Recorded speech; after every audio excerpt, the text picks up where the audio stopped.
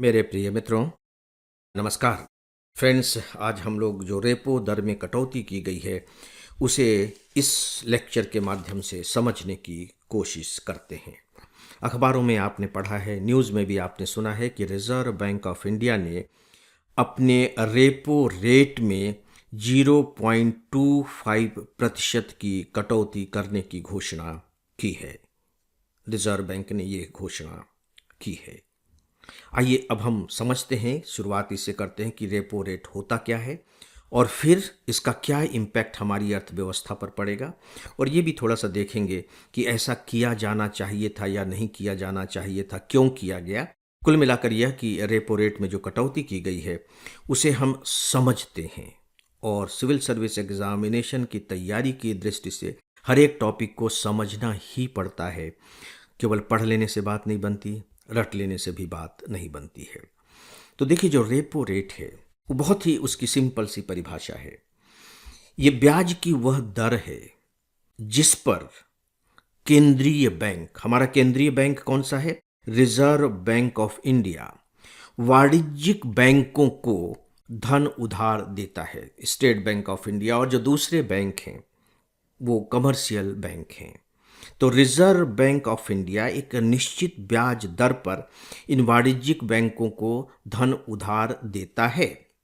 अब इसमें कटौती कर दी गई, रेपो रेट में कटौती कर दी गई। इसे सरल शब्दों में आप यूं कह सकते हैं कि ब्याज की दर में कटौती की गई है।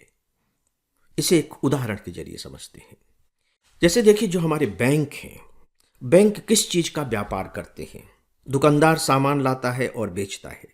जैसे मान लीजिए कि एक मोबाइल की दुकान है, तो उसने 10,000 रुपए का मोबाइल खरीदा है। तो जाहिर है कि अब वह अपने इस मोबाइल को 10,000 रुपए से अधिक में बेचेगा, 10,500 रुपए में, 11,000 रुपए में बेचेगा। तो अब जो इसका मार्जिन हुआ, जैसे 10,000 में ला करके अगर वो 11,000 रुपए में बेचता है तो उसे 1,000 रुपए का प्रॉफिट हुआ। याद रखिए कि बैंक भी इसी तरह का एक दुकानदार है। कैसे दुकानदार है? मैं केवल रिजर्व बैंक की बात नहीं कर रहा हूं, मैं सभी बैंकों की बात कर रहा हूं। बैंक किसका व्यापार करते हैं? किस चीज को खरीदते और बेचते हैं? इनफैक्ट जो बैंक हैं वो मुद्रा को खरीदते और बेचते हैं। मुद्रा को कैसे खरीदते हैं? रिजर्व बैंक से अगर उन्हें मुद्रा खरीदनी है तो उसके बदले में उन्हें ब्याज देना पड़ेगा, जिसे हम रेपो रेट कह रहे हैं। वो हमसे भी धन खरीदते हैं, रुपया खरीदते हैं। हमसे कहते हैं ना कि भैया आप ला करके हमारे बैंक में पैसा जमा कीजिए, उसके बदले में हम आपको इतना ब्याज देंगे। जैसे मान लीजिए कि बैंक कहता है कि आप हमारे यहाँ आकर के धन जमा कर दीजिए और हम आपको 7% इंटरेस्ट देंगे। ठीक है, तो 7% की दर से उसने हमसे चीज खरीद ली। अब वो क्या करेगा? अपने पास तो रखेगा नहीं, तो बैंक उस धन को दूसरों को ऋण के रूप में देगा। किनको ऋण के रूप में देगा? जिनको कर्जा चाहिए, किसी को मकान बनाने के लिए चाहिए, किसी को गाड़ी खरीदने के लिए चाहिए, किसी को और दूसरी जरूरतों के लिए चाहिए। तो वो जाएंगे बैंक के पास और कहेंगे कि भाई हमें आप ऋण दे दीजिए। उद्योगपति जाएंगे कि हमें उद्योग लगाना है, उसके लिए हमें ऋण चाहिए। तो अब उसने हमसे 7% में खरीदा है, तो स्वाभाविक है कि वह अब जब दूसरों को ऋण देगा तो 7% से ज्यादा ही ब्याज दर होगी, क्योंकि उसका खर्चा वर्चा भी तो है। इतने लोग काम कर रहे हैं, बिल्डिंग के खर्चे हैं, इलेक्ट्रिसिटी के खर्चे हैं, रिस्क भी इन्वॉल्व है। तो मान लीजिए कि उसने फिक्स कर दिया कि हम आपको 10% की ब्याज दर पर ऋण देंगे। तो 7% पर वो लेता है, 10% पर वो देता है, तो 3% का उसे फायदा हो गया। फ्रेंड्स, एक सूचना है कि हम आईएएस के लिए बहुत सारा उपयोगी कंटेंट अपने इंस्टाग्राम पर पोस्ट करते रहते हैं। इसके लिए आप हमारे इंस्टाग्राम को ज़रूर फॉलो करें। साथ ही हमारा एक टेलीग्राम चैनल भी है, इस पर हमारे आपको सारे कंटेंट के अपडेट देखने को मिलेंगे। इसे भी ज़रूर फॉलो करें। इन दोनों के लिंक नीचे डिस्क्रिप्शन में दिए गए हैं। ये जो वाणिज्यिक बैंक है, इनको सबसे ज़्यादा धन रिजर्व बैंक से मिलता है ऋण के रूप में, राइट? और उस पर रिजर्व बैंक ऑफ इंडिया इनसे ब्याज लेती है। अब रिजर्व बैंक ऑफ इंडिया ने कह दिया कि भाई पहले हम आपसे, चलिए मोटे तौर पर कह दें कि 6% ब्याज लेते थे, अब हम 6% ब्याज नहीं लेंगे, हम 5.25% ब्याज लेंगे। 5.25%, 0.25 की कमी कर दी। तो अब बैंकों को जो ऋण मिल रहा है वो सस्ते में मिल रहा है। तब बैंक क्या करेंगे? बैंक ये कहेंगे कि भाई ठीक है, चूंकि अब हमें सस्ते में सामान मिल रहा है तो हम थोड़ा सा सस्ते में सामान बेचेंगे। तो अगर वही सामान जो पहले आपको 10 रुपए का मिलता था, मान लीजिए कि अब वही सामान आपको 9.5 रुपए का मिलने लगे, तो आप ज़्यादा खरीदेंगे ना उसे। उस सामान को सोचेंगे कि अरे यार अभी सस्ता हो गया, अभी खरीद लें। बस ये इसका इम्पैक्ट होगा, तात्कालिक इम्पैक्ट होगा। इसका मतलब है कि जो कमर्शियल बैंक हैं वो अपनी ब्याज दरों में कटौती करेंगे। जब ब्याज दरों में कटौती करेंगे तो लोग बैंकों से ज़्यादा ऋण लेंगे, और जब बैंकों से ज़्यादा ऋण लेंगे तो क्या होगा? सीधी सी बात है कि वो अपने घर में रखने के लिए तो ऋण नहीं ले रहे हैं, उसे वो मार्केट में लाएंगे। कोई घर बनवाएगा, कोई बाइक खरीदेगा, कोई और कुछ काम में लगाएगा, तो वो जो पैसा है वो मार्केट में आ जाएगा। अब देखिए कि जब पैसा मार्केट में आएगा तो उसके दो तुरंत इंपैक्ट होंगे। नंबर वन, चीज़ों की जब मांग बढ़ जाएगी तो हो सकता है कि महंगाई बढ़ जाए, क्योंकि उत्पादन तो लगभग वही है, तुरंत तो बढ़ता नहीं है। तो जब मांग बढ़ जाएगी तो महंगाई थोड़ी सी बढ़ सकती है। और दूसरी बात है कि जो उद्योग हैं, चूंकि उनकी वस्तुओं की मांग बढ़ने लगी है तो और उत्पादन करेंगे, नए नए उद्योग लगने लगेंगे। बड़े स्तर पर सोचिए, तो नए लोगों को रोजगार मिलने लगेगा। जब रोजगार मिलने लगेगा तो लोगों के पास और परचेजिंग पावर आएगी। जब परचेजिंग पावर आ जाएगी तो लोग क्या करेंगे? बाजार से सामान खरीदेंगे, सेवाओं का ज़्यादा से ज़्यादा उपभोग करेंगे। तो एक तरीके से आप यूं कह लीजिए कि हमारे मार्केट में जान आ जाएगी, बाजार में जान आ जाएगी, उसकी गतिविधियां तेज हो जाएंगी। तो उसका मतलब यह हुआ कि जो हमारा विकास है, जो आर्थिक विकास है, वो थोड़ा सा तेज हो जाएगा। बजट के दौरान आपने देखा कि हमारे प्राइम मिनिस्टर ने भी यही कहा था कि हमारी कोशिश होगी कि लोगों की जेब में ज़्यादा से ज़्यादा धन पहुंचे। इनकम टैक्स की जो न्यूनतम सीमा थी 7 लाख से बढ़ा करके 12 लाख कर दी गई। तो मतलब है कि लोगों को अब आयकर ज़्यादा नहीं देना पड़ेगा, उनके पॉकेट में थोड़ा पैसा बचेगा तो उसे लोग मार्केट में खर्च करेंगे। तो ये जो रेपो दर है ये भी एक तरीके से बाजार में पैसा, धन कह लीजिए, पंप करने का एक उपाय है।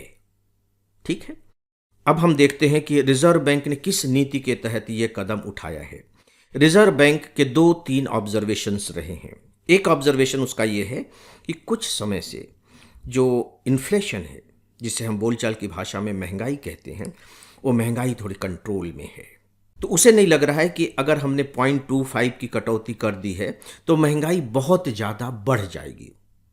तो ठीक है, अब कम से कम हम ऐसा कर सकते हैं। देखिए, इससे पहले रिजर्व बैंक ने 5 साल तक इसमें कटौती नहीं की है, क्योंकि लगातार उसे यही लग रहा था कि नहीं, अभी समय नहीं आया है, अभी तो काफ़ी महंगाई है और अब महंगाई इससे और ज़्यादा बढ़ जाएगी। किंतु अब उसे लगने लगा है कि शायद अब महंगाई नहीं बढ़ेगी।